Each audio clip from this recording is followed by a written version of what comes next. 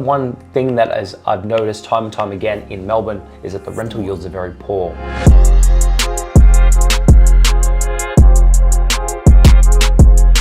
My thoughts real quick on the Melbourne market is I have personally never bought in the Melbourne market. Now, Melbourne is one of the biggest states throughout Australia. Many people say it's going to overtake Sydney in terms of population and things like that. Rental yields in the metro market of Melbourne have always been very low. And by a low rental yield, I mean 3%, 4%, 5%, anywhere between 2 and 5 I consider is relatively low. Other states like Brisbane and Perth and Adelaide and other states have a much higher yield. So I haven't bought in Melbourne for one, because the yield's always been low. Number two is that it's always been a very expensive market, some like Sydney. Now, I own 7 or 8 properties in Sydney and in New South Wales at least. And yes, those have lower yields than the properties I have in Brisbane and Adelaide and Perth. But I definitely know a lot more about Sydney than I do Melbourne. I'm not gonna say I know a lot about the Melbourne market, but the things that I do know is that the yields are very low and the property is it's not an affordable market. Yeah, anyone would agree with that lives in Melbourne, I'm sure. You can't pick up houses for 300,000. You can't pick up units or townhouses for 100,000, 200,000,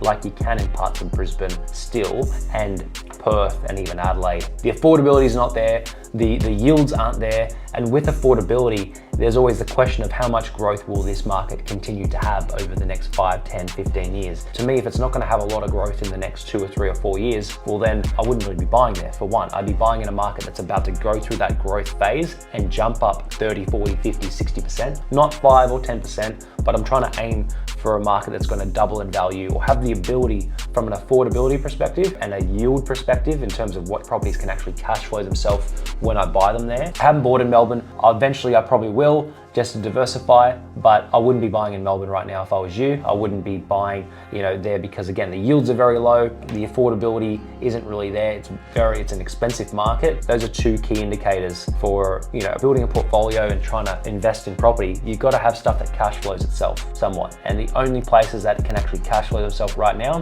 is especially Perth, some in Brisbane still, some in Adelaide, for the average kind of property investor out there that's going to start with a property between 300 to 800,000 in that midpoint there. So that's my thoughts on the Melbourne market. Hope this video helps. Thanks for watching. See you in the next video. Bye for now.